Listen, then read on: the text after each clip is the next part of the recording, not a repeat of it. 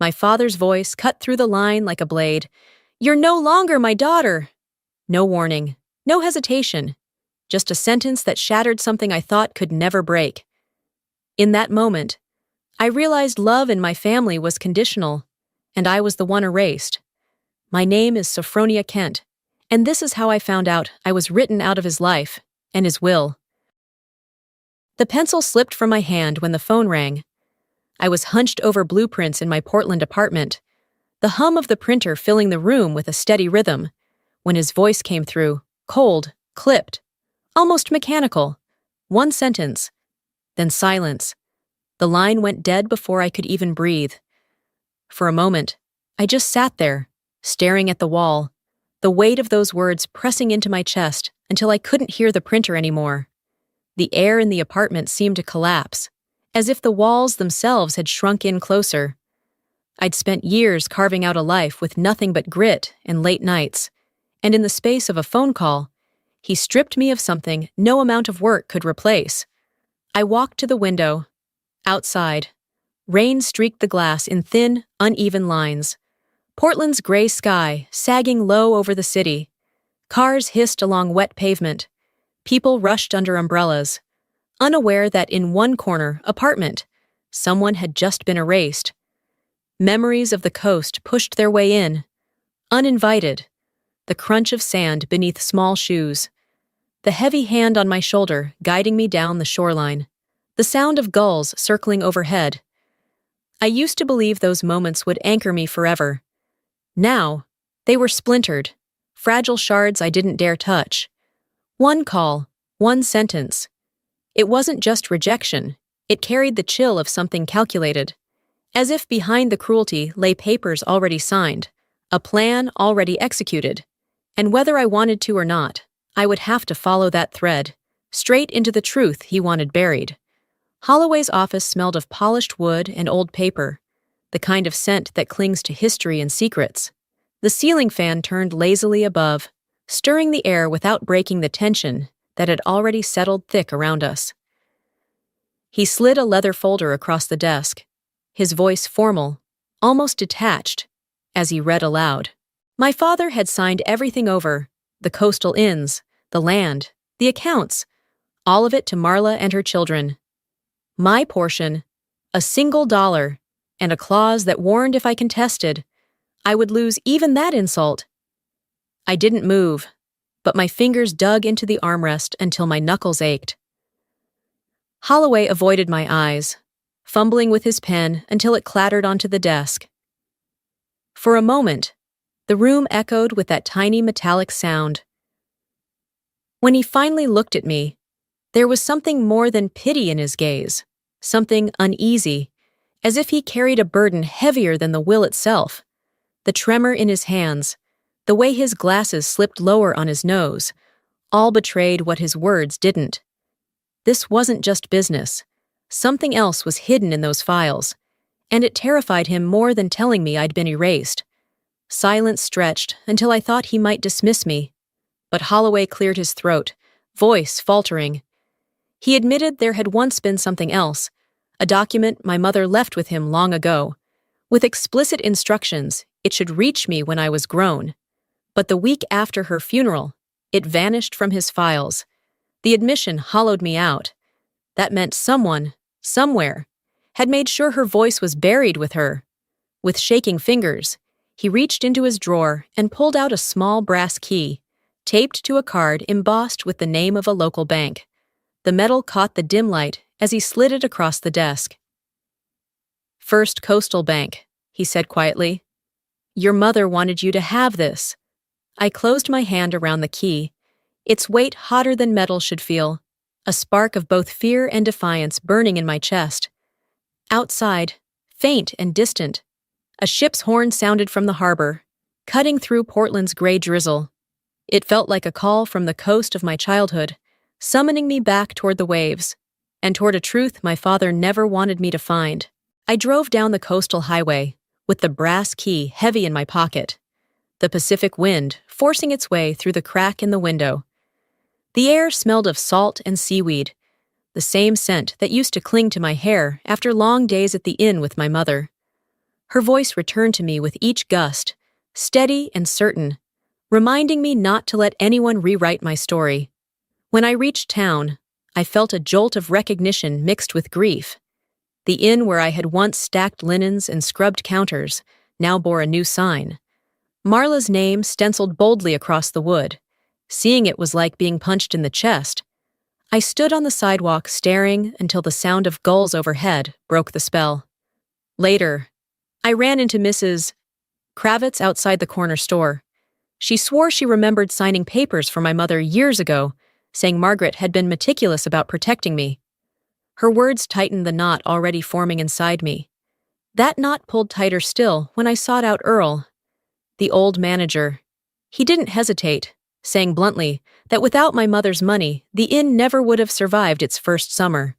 Standing there with the surf roaring in the distance, I understood that my father hadn't simply cut me out. He had begun erasing my mother altogether. The county archives smelled of dust and ink, the silence broken only by the scrape of folders pulled from metal drawers. I spread the documents across a scarred wooden table, tracing signatures that looked shaky, foreign, and wrong. The deeper I read, the more the pattern revealed itself. Deeds had been altered when my father was lying in a hospital bed. A notary stamp appeared from a distant county with no plausible reason to be there. Every line on the page whispered of fraud dressed up in legal language. I stepped outside with the rain pressing down on my shoulders and walked across to the bank, needing to see the truth with my own eyes. The clerk behind the counter hesitated before leaning forward to confide that Marla had been withdrawing money from an account in my mother's name for years. Each withdrawal matched the very moments when the inns expanded and new property was acquired. By the time I walked back into the gray drizzle, I felt the betrayal in my bones. The lies weren't limited to my father's shaky hand. Marla had been orchestrating from the shadows all along, reaching into what my mother left and twisting it to her own gain. The picture was no longer of negligence or oversight, but of deliberate theft carried out under the guise of family. The Sunday evening air carried the smell of roast beef as I stepped into my father's coastal house. The chandelier spilled golden light over the dining table, where he, Marla, and her 3 children laughed as though the world were perfectly intact. I didn't take a seat. Instead, I set my phone down in the center of the table, the red light glowing. My voice was steady when I said, "I know about the will. I know the cabin and the inns were never yours to give away." Silence crashed down. My father's face flushed crimson, and he slammed his hand against the table, rattling knives and glasses. "You walked away," he shouted. "Don't come back demanding anything now."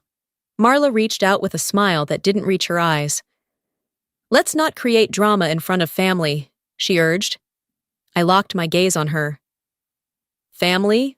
Or a staged robbery dressed up in signatures? The words hung heavy until one of her sons blurted out what he wasn't supposed to say. "Mom said to sign it quickly so the cabin transfer wouldn't fall through." His siblings froze, the slip echoing louder than any outburst. I leaned forward. "And what about the key to the bank box?" My father's jaw tightened, eyes darting before he looked away. In that moment, the dining room wasn't a place for supper. It had become a courtroom, and without realizing it, they'd handed me the first piece of their own undoing. The next morning, I walked into First Coastal Bank, the brass key warm in my pocket. The vault was cold, lined with metal drawers that whispered of secrets. A clerk set a narrow box on the table and left me alone. I slid the key into the lock, heart hammering, and opened it. Inside lay an envelope, its paper yellowed with age, my mother's handwriting curling across the front. "For Sophronia. When she's ready." My hands shook as I tore it open.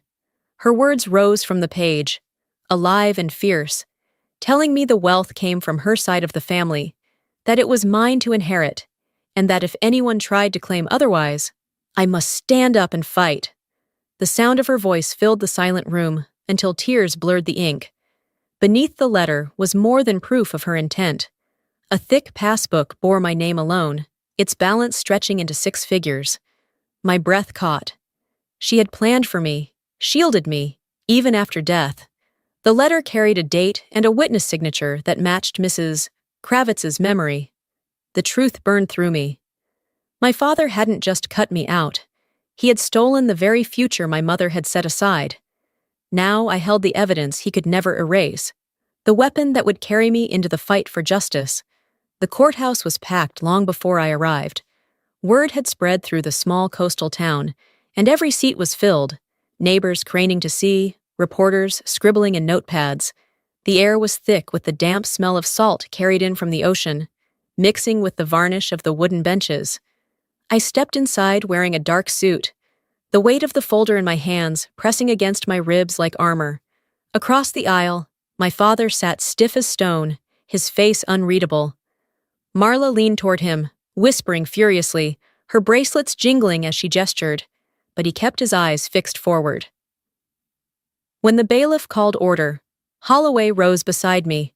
He looked older than I remembered, but his voice carried firm authority as he unfolded the envelope I had pulled from the vault.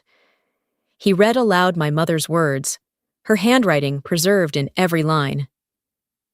"This inheritance belongs to Sophronia. It is her right, and no one else's." The courtroom stilled. Even the shuffle of papers stopped, as if the walls themselves leaned closer to hear her. My father slammed a hand on the table and rose to his feet. "This is sentiment," he barked, his voice echoing. "It has no standing under the law." His lawyer pulled at his sleeve, urging him to sit, but he refused until the judge, stern and deliberate, ordered him down. The judge lifted the document again, adjusting his glasses, and his brow furrowed. "This notary seal," he said slowly, "is from outside the county." His gaze shifted to the defense. "Explain why a local estate would require such an irregularity." My father's attorney stumbled, muttering something about convenience, but the doubt in the judge's eyes was clear. Then a banker stepped forward, a young man I had spoken with only days before. His voice trembled, but his words were clear. He confirmed years of withdrawals from my mother's original account, funds siphoned at the same time the inns expanded, always under Marla's hand. Gasps rippled through the room. Marla's painted smile faltered, and I saw her clutch the edge of the table so tightly her knuckles went white. Before the murmurs died, another figure rose from the back. Earl, the former manager, shuffled forward with a folder clasped in his calloused hands. He cleared his throat, placed it on the clerk's desk, and announced that he had kept copies of the original investment documents. Inside lay receipts, contracts, and signatures. My mother's name etched in steady strokes across every page. "Without her money," he said firmly, "there never would have been an inn to argue about." The silence that followed was suffocating. My father sat rigid, his jaw clenched, but the mask of control cracked. His hands gripped the edge of the table until they shook, and for the first time in years, I saw him falter. The courtroom seemed to lean toward him, the weight of truth pressing from all sides. I didn't feel triumph then, only the crushing reality of how far he had gone to erase me, to erase her. But as the judge collected the documents and studied them in silence, I knew the tide had turned. My father's empire wasn't built on his strength, it was built on my mother's sacrifice. And now, at last, everyone could see it. The sound of the gavel striking wood cut through the tension like thunder. The judge's voice carried across the hushed courtroom, deliberate and unwavering. The amended will was invalid. Every transfer that erased me was struck down. The cabin by the lake, the share of the inns ceded by my mother's money, and the savings account in my name were to be restored to me as rightful heir. For a heartbeat, no one moved. Then a ripple of shock spread through the room. Marla's face drained of color, her lips pressed into a thin, trembling line. Her children sat stiff and silent, exchanging nervous glances, but keeping their eyes lowered, as if by looking at me, they might be implicated in their mother's schemes. Across the aisle, my father stared into the wood grain of the table. His hands clamped to its edge until his knuckles blanched, but his eyes stayed fixed downward, hollow and empty. The judge leaned forward, his voice sharper this time. To strike a daughter from her rightful legacy while benefiting from her mother's resources is not only unlawful, it is unconscionable. His words echoed against the paneled walls, and I felt them settle like a verdict on more than just paper. My father flinched. Though he didn't look up, a low murmur swept through the benches as neighbors and townsfolk absorbed the ruling. These were the same people who had once whispered that I was the abandoned daughter, the one cast out, the soldier who'd walked away from home. Their eyes now met mine differently, no longer pitying, no longer dismissive. There was recognition there, and even a hint of respect. Beside me, Holloway closed the folder slowly, relief etched across his face. My breath left in a long exhale, not triumphant, but steady. I hadn't come here to humiliate anyone. I had come to drag the truth into the light, to give my mother's voice weight again. For years, she had been reduced to a footnote in the family's story, her sacrifices buried under signatures and stamped seals. Today, her words lived again, spoken aloud before a judge and a town that could no longer pretend not to hear. My father finally muttered, barely audible, "I only wanted to hold everything together." His words broke in the middle, caught between excuse and confession.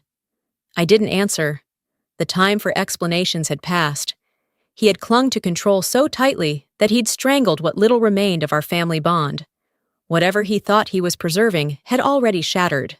When the session adjourned, the courthouse steps buzzed with voices. Reporters leaned in, neighbors whispered. By the time I stepped outside, the story had already shifted. No longer was I simply the daughter disowned. I had become the daughter who reclaimed what her mother left, who refused to be erased, and for the first time in years, I walked through that small town square not as an outsider, but as someone who had brought the truth home. Months later, I stood on the porch of the inn that had once been the center of my childhood. The old sign was gone, replaced with a polished wooden board that read The Margaret Inn. Its letters gleamed in the coastal sun, a quiet testament to the woman who had built the foundation for everything. Travelers wheeled their bags across the lot, some pausing to admire the view of the ocean just beyond the dunes. From the reception desk inside, a framed photograph of my mother smiled back at me, her eyes bright as though she were welcoming guests herself. The work had been relentless, repairs, fresh paint, new linens, and yet, with every nail hammered and every wall scrubbed, I felt as though I was restoring more than a building. I was stitching together a memory, making a place where her name and her sacrifice could never again be erased. Alongside the reopening, I established the Margaret Fund, a scholarship for young students of architecture who dreamed of designing with the same care and vision my mother lived by. That afternoon, while the tide rolled in and the air smelled of brine, I saw a figure on the path leading up to the inn. My father approached slowly, his back bent, his cap crumpled in one hand. Without a word, he lowered himself into the chair beside me. The years had carved lines into his face, but his silence carried more weight than any speech he might have prepared. I poured a second cup of coffee and slid it across the table. He nodded once, eyes fixed on the horizon where the sea met the sky. The waves pounded a steady rhythm against the shore, filling the silence between us. We didn't speak of forgiveness, nor of the trial, nor of the damage already done. The space between us was no longer filled with accusation, but it wasn't healed either. We simply sat there, side by side, listening to the surf, two people bound by blood, yet separated by choices that could never be undone. And in that quiet, I realized the victory wasn't in reconciliation. It was here, in the name above the door, in the fund that would carry her legacy forward, in the undeniable truth that my mother's story had been restored. Some wounds never close, but the truth had been pulled back into the light. That was enough. That was the real inheritance. Real inheritance. Real inheritance. Real inheritance. Real inheritance. Real inheritance. Real inheritance. Real inheritance. Real inheritance. Real inheritance. Real inheritance. Real